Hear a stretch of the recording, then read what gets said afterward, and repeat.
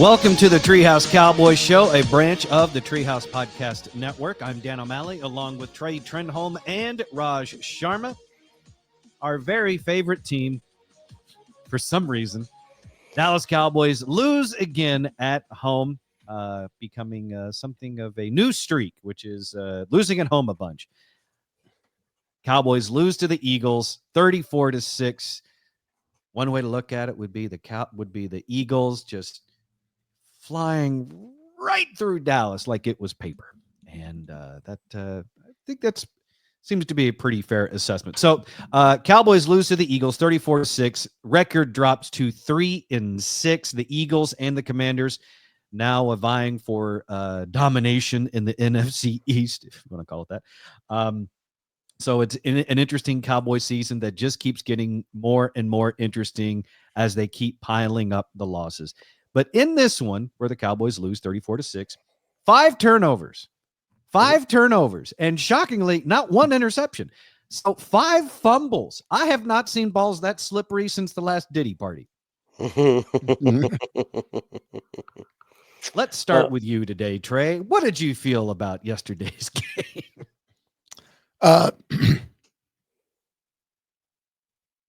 Vindication that I've been saying since week 1. You need more of that? Yeah, no, it just keeps on trucking. Honestly, I was hoping yesterday for a Cowboys win just to add fuel to the fire of what a bad contract Dax is that Cooper Rush came in and led the team to victory.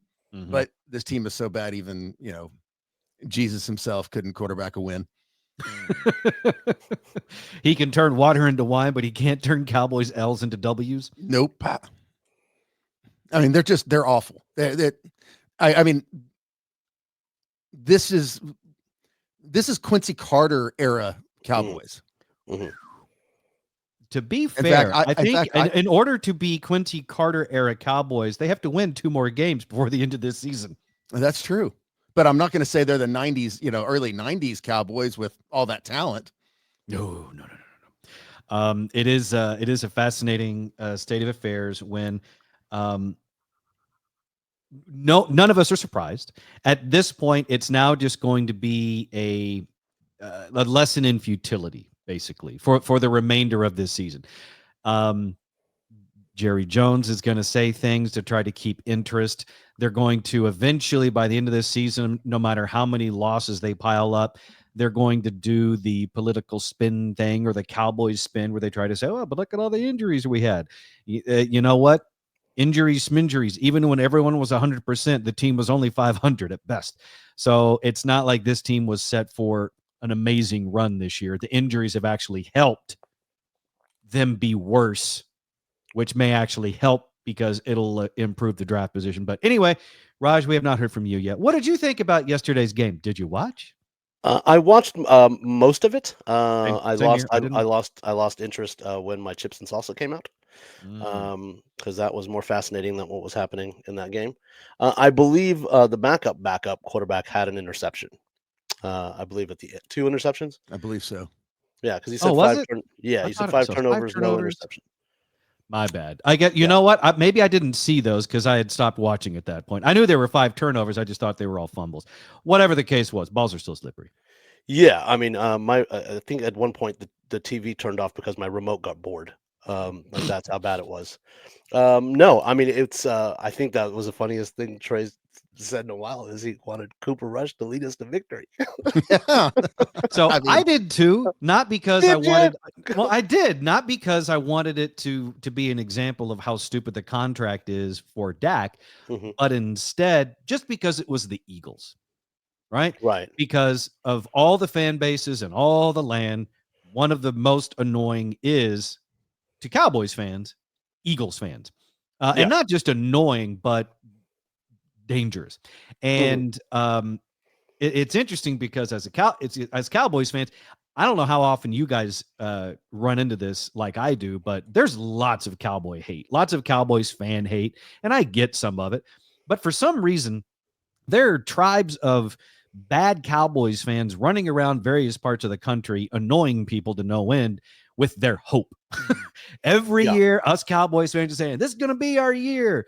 Well, what's so wrong with that? And apparently other fan bases take major issue with it. Well, shouldn't everyone kind of feel like that? I'm sorry if we're, have hope on display, but trust us, no one despises our team and certain aspects of the team more than Cowboys fans. You can't beat us in that.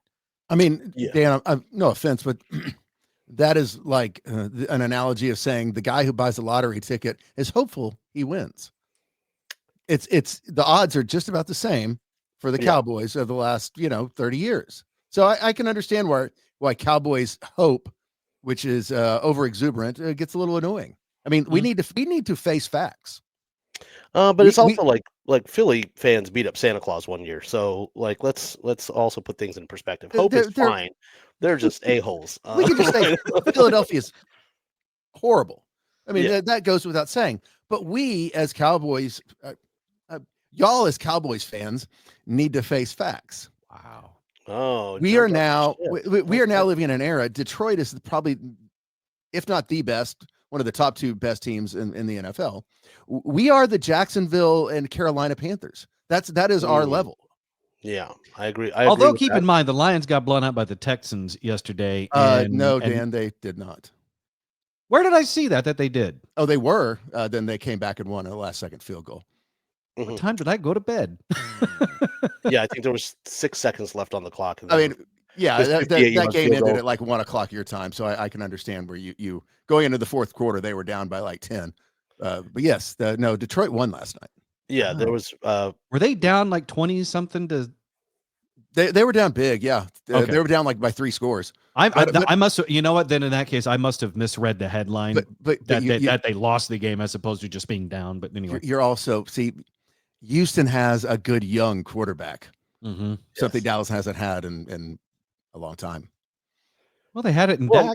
We have a young backup, and he threw 2 interceptions. But he's brand new. He's new to the gig. I'll give him some time, but he does look promising. We got him last year, didn't we? Or we get him this year? Last year, 4th round. Yeah. No, he's been here for a while, Raj. No, but I mean, he's been like a year and a half. Yeah, but to actually play and like get time and whatever. But Cooper Rush is not going to lead us into any. That's not the general you want taking you into battle. See, you say that, but he has not been, other than yesterday. I mean, he has, of all of the slew of backup quarterbacks the Cowboys have chucked out there in the last decade plus, he is not the worst. And that's a really sad thing to have to say as a Cowboys fan. We've had way worse backups than Cooper Rush. And going into the game yesterday, he's 5-1 as a starter, so you can't deny that. He did have a great throw last week that got dropped by CeeDee Lamb. And then and then he had the Butterfingers yesterday. Well, yeah. There was a great throw to CeeDee Lamb in the end zone as well, but the sun got in his eyes because he won't shut the curtains to block the sun, which I don't understand that logic. And then we'll get into that shortly. Yeah, but then the season's done for them because Michael Parsons came out and was like, Mike McCarthy can go wherever he wants to, whenever he wants, and basically told him to F off. And that he feels bad for all these legends that are on the team, like Zach Martin, who he wanted to hoist the trophy for. But his quote was, Zach Martin's done more for this team than Mike McCarthy ever will. So that lets you know what the locker room morale is. So it's a wrap. Well, let's also, I texted this. Cowboys put together at the end of the first half, one heck of a drive, long, time consuming, get down there. And what do? They give it to the running back who last week couldn't even make the trip because he's so distracted. They give it to Zeke, who promptly fumbles. Mm-hmm. That summed up the Cowboys for me this year. Mike McCarthy, all of it. Why is he playing? You had whatever the other running back's name, I forgot his, but yeah, he had made some nice runs. You got Rico Dowdle, you got Dalvin Cook. Yeah. Why is Zeke in there? Why is he even still on the team? If he is so bad, he doesn't travel, you cut him. No, he's there for comedic relief, Trey, because when that play happened and that ball shot out of Zeke's belly and into the end zone, into the hands of Eagles defender, I busted out laughing almost the exact time that the ball shot out of Zeke's belly, because I now approach the Cowboys and the season as a comedy show or a variety show that you don't mind watching. because you really don't know what's going to come next, and it's going to be laughable, and it's going to be silly, and there might even be a musical number somewhere in there. Fingers crossed for Charo. I hope she comes out at some point. But yeah, if you just record the Cowboys game and then speed it up and then just set it to the theme song to Benny Hill, I think that's. Who called it? What they say? It was the Keystone Cops is basically what they looked like at some point, because they couldn't even, like, that one fumble that he tried to recover and he rolled over, the offensive lineman rolled over to, like, try to get. It was just so embarrassing. I'm glad you brought that up, because that was one of the big notes I had from the game yesterday, and that is, how terrible is Terrence Steele? My God, it's like once I started to notice, and it's not a new thing, he's not been good, and that's why I was stunned even in the offseason when they gave him an extension. He seems to have regressed. Like, he was average at best going into the season, and now he looks about as lost as someone doing a roadside sobriety test. He is getting beat on almost every single play. Like, Pro Football Focus may have a different percentage on that, but just watching, like, it doesn't pass the eye test. He's just absolutely terrible. He's getting whipped every which way possible by whatever defender's lining up in front of him.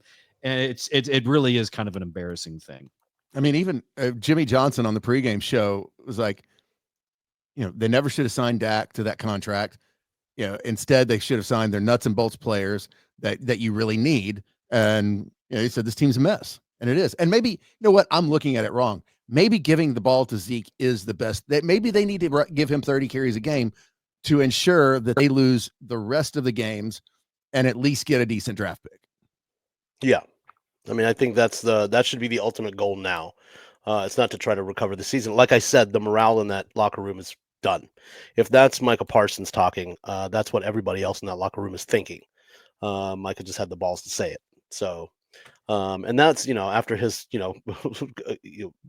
return back from injury, his first comment is, we need to get rid of the coach. He didn't say we need to get rid of the coach. They asked him after the game about what he thinks about the coaching staff and everything. And he's accurate when he said, he's just stating fact that McCarthy can go wherever he wants, whether he decides to leave or not. But there are guys here that have been here 4 years, longer than McCarthy, like a Zach Martin, and he feels sorry for guys like that who are legends, and he wants to play for them. I didn't take his statement as harshly as you did. Maybe it's because I don't know if you heard it versus read it. I saw him say it. I saw the video. Okay. I didn't take it quite as harsh as he did, but it does say a lot in there when he does say that McCarthy can come and go because he's a coach. I'm playing for these other guys in the locker room. That, I think you're right. When you have, one of the guys who's supposed to be one of your leaders of the team saying something like that, it definitely makes it seem like that the head coach has lost the locker room. I like your glass half full approach to that comment, because he also finished it at the end with Zach Martin's done more for this team than Mike McCarthy ever has. So if you add that part to the beginning part, it kind of. I honestly don't think that changes it for me. To me, he's just stating the truth. It's true. Yes, I agree. Well, I think the bigger concern is I think that signals Micah Parsons isn't even going to listen to an offer from Dallas. He's gone. Yeah, they should have signed him. They should have. Yeah. And here's the other thing. I heaped all the crap on Dak's contract. I'm not sure the CeeDee Lamb contract's any better. Like the quarterbacks who cover him talk about sloppy. I mean, that are now analysts talk about sloppy routes and everything else. I think Jerry may have double dipped us when he injured the shoulder. What was it, last week? Mm-hmm. And he kept playing. He kept going in, and he ended up. That was hard to me. I was like, you know what? He knows he got the big money. He's not going to let this shoulder injury. And then he ended up scoring a touchdown at the end. And even taking like intentional bumps to that shoulder from the defense, because they knew he was wounded, but he still kept coming back, which said a lot to me. I mean, you can say it's sloppy, you can say whatever you want to, but he knows he got the money and the eyes are on him. And so he's like, I'm going back in there regardless of how injured I am. So in that regard, it's interesting because you can have two things be true at the same time. He can be running terrible routes, like Trey is saying, that analysts have said, like a Troy Aikman. And he can also show some effort and heart because he's trying to live up to the contract, which is your perspective on it. And both can easily be true in this case. But ultimately, we're talking about the team being prepared to play or not, which goes back to coaching, which goes back to something we were talking about probably week 2, week 3. So are you ready to say to Mike McCarthy? Oh, yeah, I was ready. Do you hit the eject button now, or are you waiting until the end of the season? Now, either way, I don't think it matters, but I would do it now. Like there's that. I think to me it does matter. I say if you're going to do it, rip the Band-Aid off, do it now. And not only like in the quarterback situation yesterday, do you want to see what you have or don't have in, say, Trey Lance that you spent a 4th-round pick on instead of rolling Cooper Rush out there time and time again.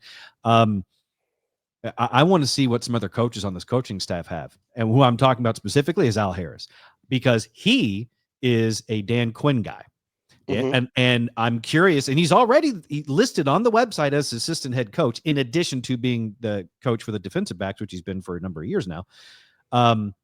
Players seem to like him a lot. He's a Dan Quinn guy. Players love Dan Quinn. So not only could you lose Micah Parsons, you may end up losing Al Harris, which may not be the end of the world. There are lots of, good coaches out there, but I'd like to see if he's got something that can maybe rally the team. And maybe, just maybe, you've got a head coach already on the roster, because I don't think it's Zimmer. He seems lost half the time this season. It obviously is not McCarthy. He's already lost the locker room, it seems. So I'm just saying, let's rip the Band-Aid off. Let's send McCarthy packing now and let Al Harris just coach the rest of the season. Yeah, but I mean, if you do that, you really need to get rid of Zimmer too, because I'm okay with that. But then, I mean, that's a lot. And the only reason I say no is just because you're setting someone up for failure. And if we had a general manager that had foresight and vision, then I'd say, okay, yeah, but I don't think we do. And I think you're just setting up someone just to take the fall for the last, because I mean, hell, we still have 9 games left, 8, 9.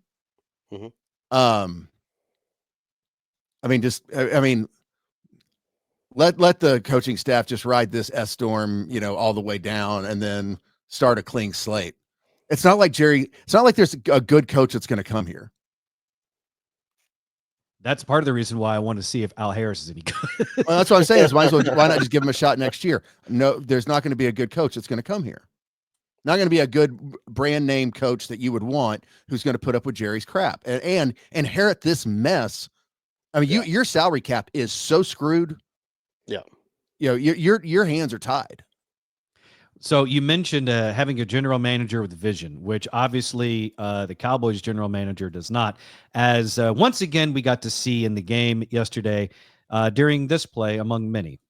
And we're just convinced that these sun rays are creating havoc for the players, including on that 2nd and goal pass play.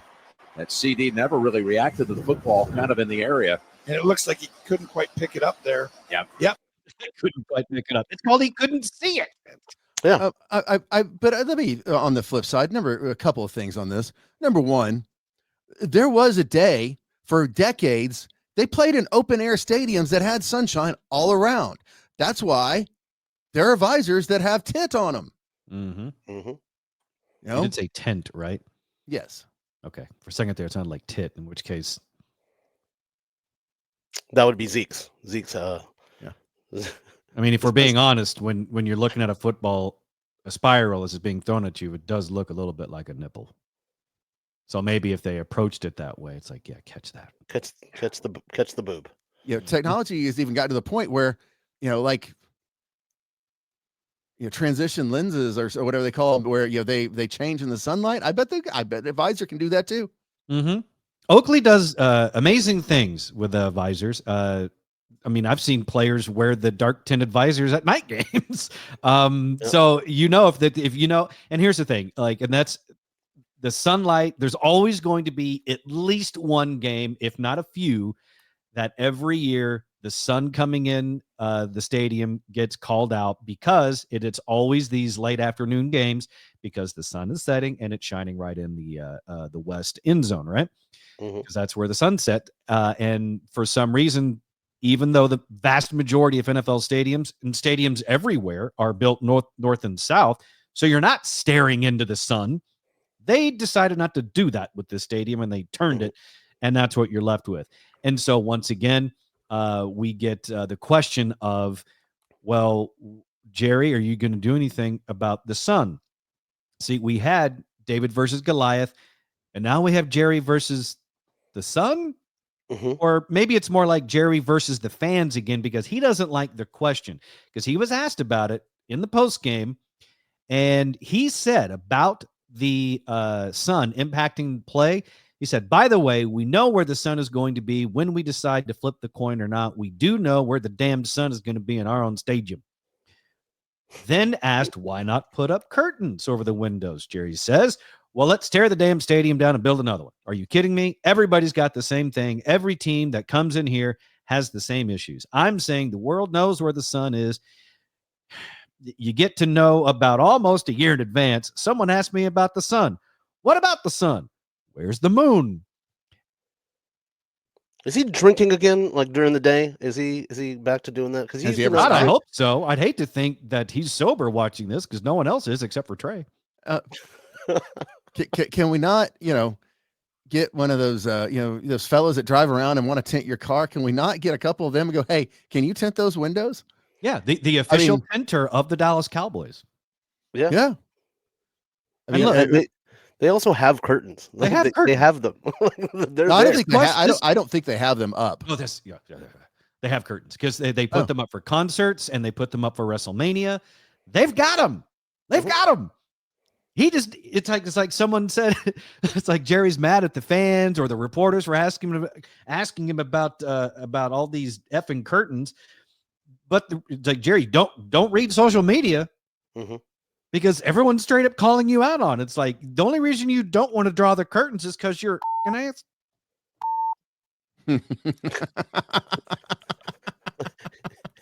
You got ahead of your own curse. Yeah. I did. Let me try it again. Like people were saying, the only reason you're not closing the curtains is because you are a hole. There you go. So there's a few different ways to bleep that, but you get the general idea. You're like the Cooper Rush of beeping.